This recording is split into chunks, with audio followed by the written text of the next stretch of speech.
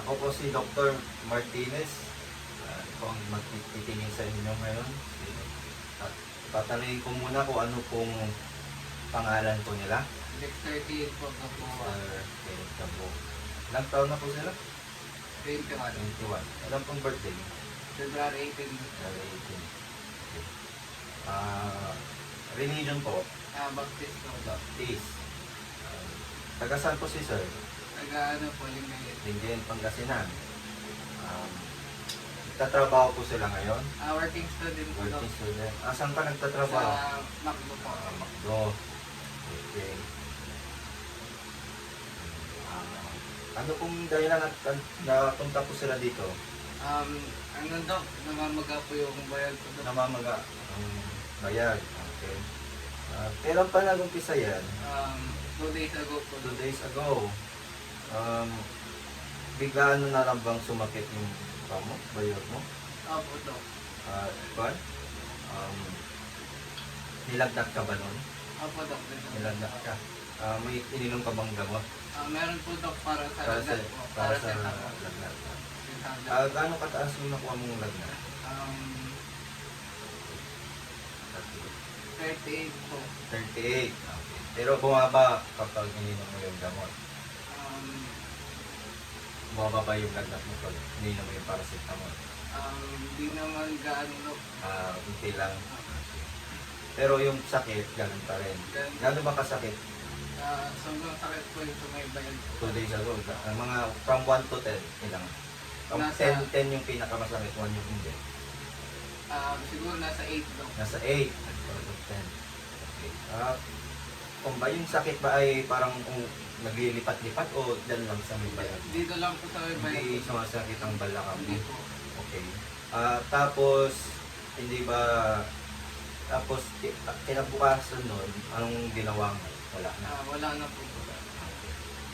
Kaya napunta ka rin dito Opo, para check up anong pwedeng gawin. Sige. Ngayon, gaano kasakit ngayon yung bayo? Masakit pa rin po, Dok. Masakit pa rin. Sobra. From 1 to 10, ilan? Parang nasa 7 na po. 7. Mabawasan naman na. Pero lumaki siya. Opo, lumaki rin. Lumaki siya. Gaano kalaki siya nung umpisa? Nung una pa lang po, kala ko parang mamatas lang. Nakita ko po biglang po sumalak lamang. Parang panbag, anong bola ng ping-pong? Oo, parang gano'n. Okay. Nagsuka ka ba? Hindi na. Hindi. Nawalan ka ba ng ganang kumain? Hindi na. Hindi. Nahirapan ka bang maglakad? Hindi din naman po. Okay. Bali, lagnat lang, tapos namamaga. Okay. May mga itatanong ako ibang mga bagay, no? Sige. Nagkaroon ka ba ng rashes sa katawan? Wala naman po. Wala. Nananakit ang ulo? Wala po. Wala. Gumagamit ka ba ng salamin o contact lens? Hindi po, Dok. Hindi nagbabago ang paningin mo? Hindi ka parang naduduling? Hindi naman. Walang sakit sa mata? Okay. Sa pandinig mo, may nararamdaman ka bang kang napupuno? Hindi naman po. Wala namang Wala. tutuli? Wala. Hindi ka nahihilo? Hindi naman. Okay. Sa wala namang sipon? Wala naman. Tapos wala sa bunganga mo, wala ka na bang napansin na pagdugo? Wala naman. Or pananakit ang lalamunan? Wala po. Wala. Sa leeg mo ba, marang may naramdaman ka bang Wala po, Dok. parang bukol? Wala. Sa paghinga mo, nahirapan ka bang huminga? Hindi po, Dok. Normal lang. Hindi ka inuubo? Hindi na. Okay. Hindi sumasakit ang tiyan mo? Hindi po. Hindi ka nagtatae? Hindi po, Dok. Tapos, hindi ka ba nahirapan umihi? Hindi po. Hindi ka naman nahirapan umihi. Hindi naman. Okay. Walang dugo sa ihi? Wala po. Wala. Tapos, hindi ka ba parang nangangawit sa legs mo? Hindi naman po, Dok. Wala naman pananakit, pangamaga. Okay. Tapos, hindi ka ba nawalan ng malay? Hindi naman po. Tapos, hindi ka ba parang na madaling masugat o makasak? Wala na. Wala. Kaya hindi ka yung parang wala ka mga pansin sa appetite mo, parang nagutom o nauuhaw? Hindi naman po. Hindi naman. Okay. Naninervyos ka ba ngayon? Medyo po. Medyo? Okay. Relax ka lang, sir. Ngayon, tatanungin ko yung past medical history mo, no? Dati ka na bang nagpa-check up dito o sa ibang hospital? Hindi naman po na Hindi ka pa, first time mo, hindi ka pa na-admit, Hindi. hindi na na-operahan. Hindi. Nung bata ka, wala kang naging sakit. Wala naman. Wala. Okay. Wala ka bang high blood? Wala. Diabetes? Wala. Okay. Sakit sa baga? Wala. Wala. Asthma? Wala. Mga bakuna, anong mga bakunang nakuha mo na? Sa ano lang po, sa anti-COVID. COVID, anti-COVID. Booster pa ako nung last month. Last month. Okay. So, nag 2 doses ka tapos or booster. Okay. Wala nang iba, parang sa flu, vaccine, Wala na po. pneumonia. Okay. Wala ka namang operasyon, no? Wala po. Okay. Tapos, wala kang allergy sa gamot, sa Wala. pagkain? Wala. Wala. So, ngayon, tatanungin ko yung family history mo. Umpisan natin sa mga magulang mo. Buhay pa ba sila? Buhay pa po. Yung tatay mo, ilang taon na? 47 years old. 47.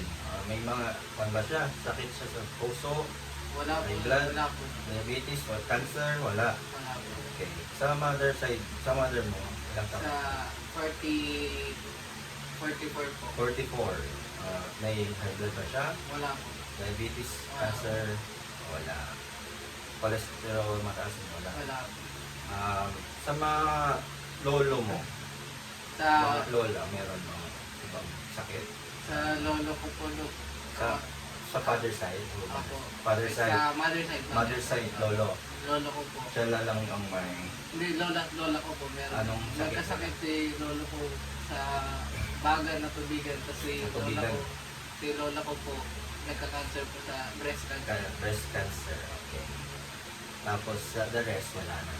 Sa father side ko po si Father side. mami ko, lola ko, Lola mo, diabetic. diabetic, si lolo, wala. Wala. Ibang sakit. Okay. Tapos sa mga kapatid mo, may mga kapatid ka ba? Meron po dalawa na. Dalawang lalaki. Ilang taon na po sila?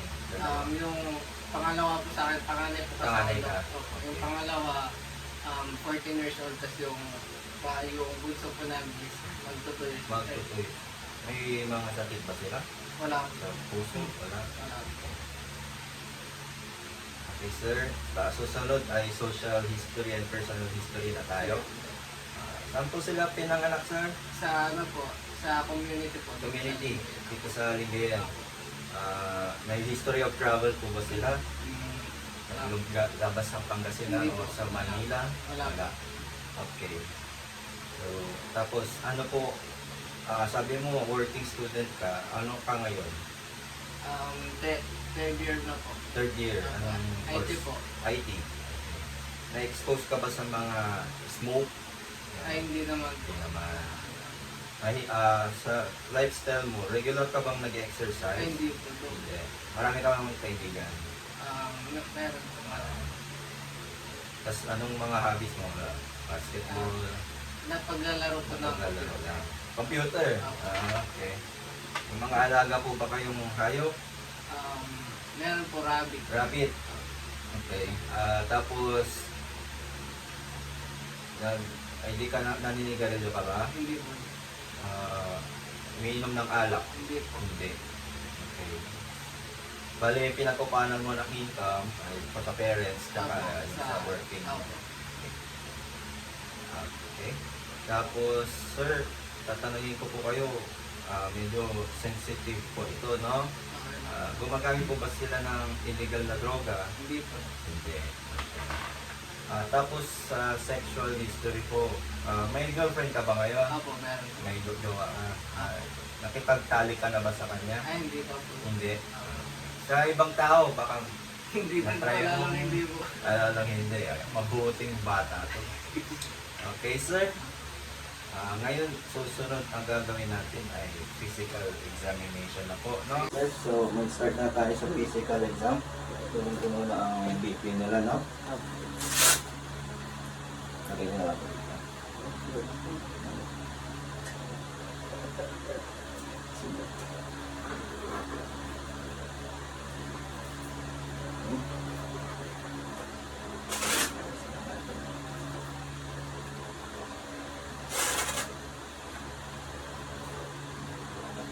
Relax lang po sir na.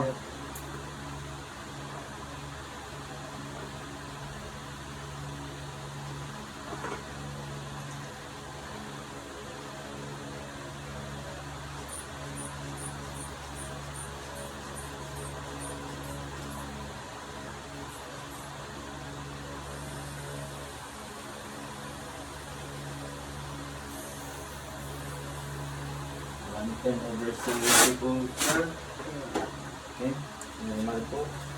Tapos, check po ang pulse po nila. Ayan.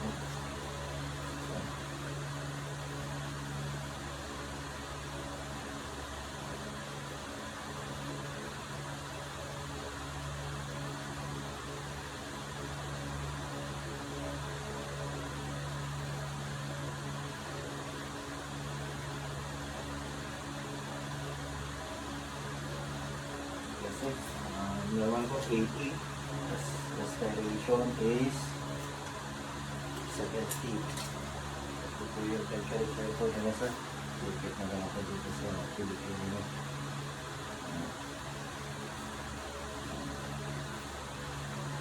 Pwede na lang.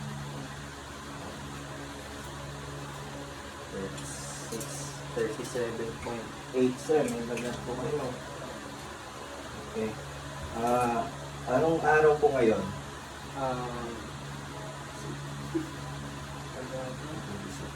Ano pong araw na ito? Ano pong araw ngayon sir? 26 po. 6. Anong oras na?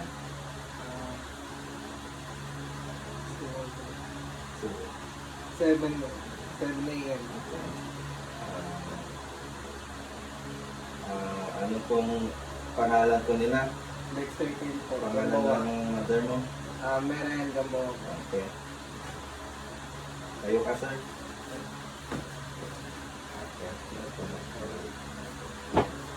So I'm observing the head. So it is monocephalic without any scalp lesions. So palpating it as well.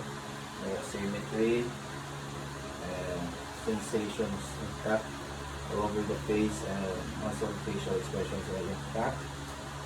And hearing, there are no deformities in the ears and the nose. And no tenderness on the mastic area. And the skirt is noted. And hearing is intact very naturally. And eyes, check your eyes, sir. Pink, both sides. And no jaundice, no exophthalmos noted. And check the pupil, sir. Okay. I'll try to follow this.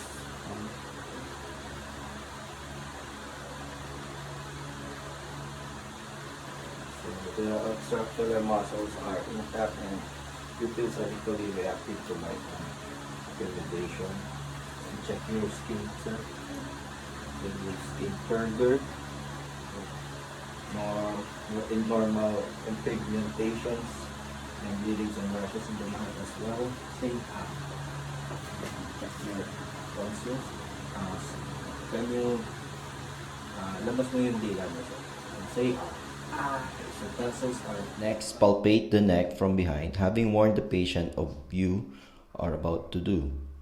Palpate all 6 levels of lymph nodes in the neck. Start at level 1, which is the submental and submandibular lymph nodes, and also feel the mandibular gland.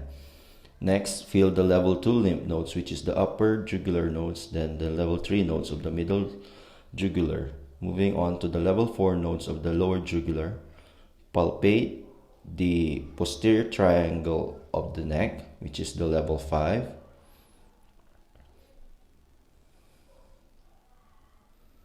Then palpate the central area of the neck, which is level 6.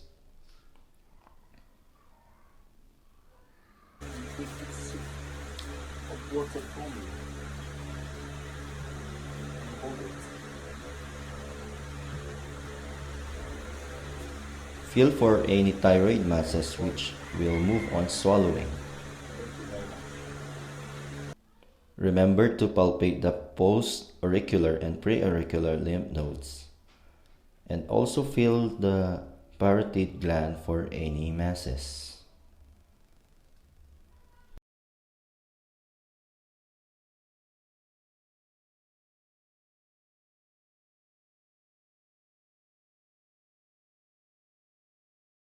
Okay, sir, I'll examine the abdomen po. We're inspecting the abdomen for the shape, or just black look scars and nose trays and palpitations, and for scalpulation. No panels, no bruise, and upper portion. Anything, no abnormal sound, and upon deep palpation, there are no organomegaly or masses indirectly of tenderness and rigidity of the real organ. Thank you, sir.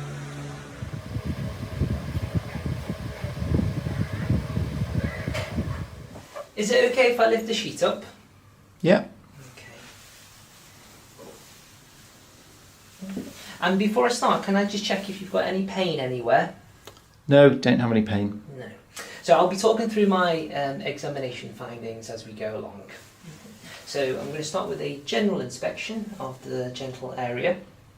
And I'm going to be looking for any skin changes, any redness, any other rashes, any ulcers, which I can't see, and look for any obvious deformity.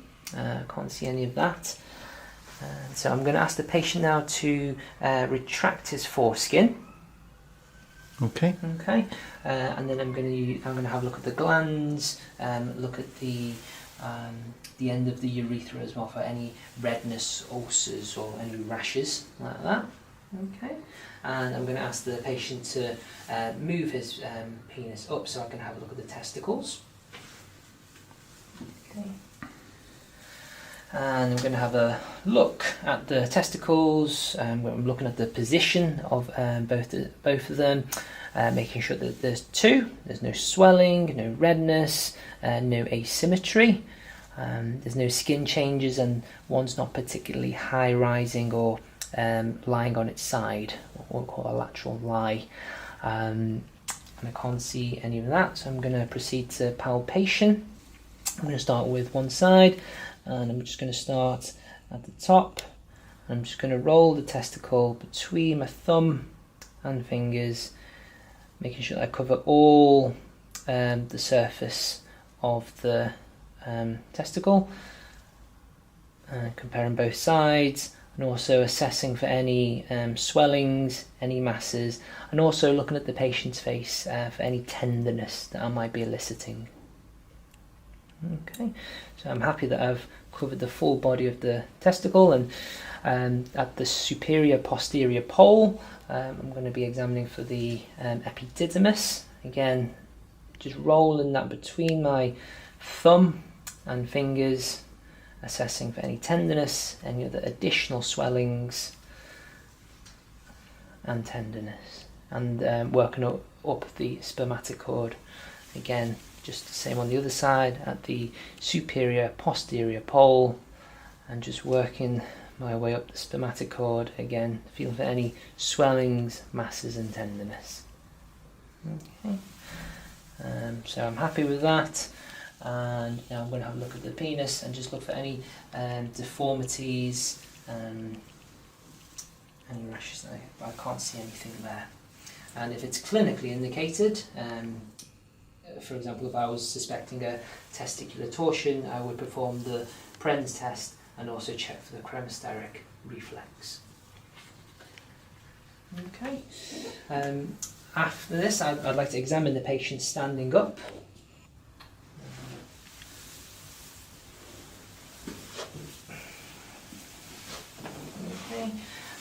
here I'm going to check for hernias, any varicoceles, or any scrotal changes that I didn't notice when the patient was lying down. Okay. And if I suspected a fluid swelling, like a hydrocele, I'd use a pen torch and I will see if it will transluminate. There's no translumination there.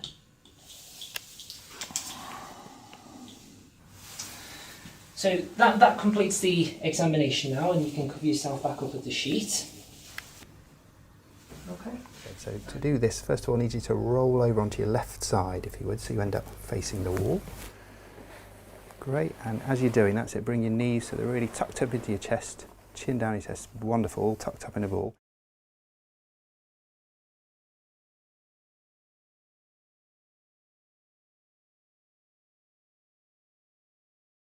So I'm just going to obviously put lots of gel on my finger, so that'll make it slightly easier for you. And now we're all ready to go. So I'll go nice and slowly. If you're able just to push gently against my finger, that'll make it slightly easier for you. I know it's easy for me to say, but try and relax those muscles a bit. Okay, that's as far as we need to go. So I'm just going to feel around the rest of your bottom there. And now I will press forward gently onto your prostate gland. As I said, that might make you feel like you need a pee, but that won't last long. I'm just feeling all over the prostate gland there. And that feels fine, no nasty lumps or bumps or anything there. And that's it. So I'll just come out nice and slowly. And we're done. I'll just wipe some of that gel off for you. And tissue there if you need it. I'll just go and get my gloves off, you get yourself together and we can have a chat. Okay. Okay.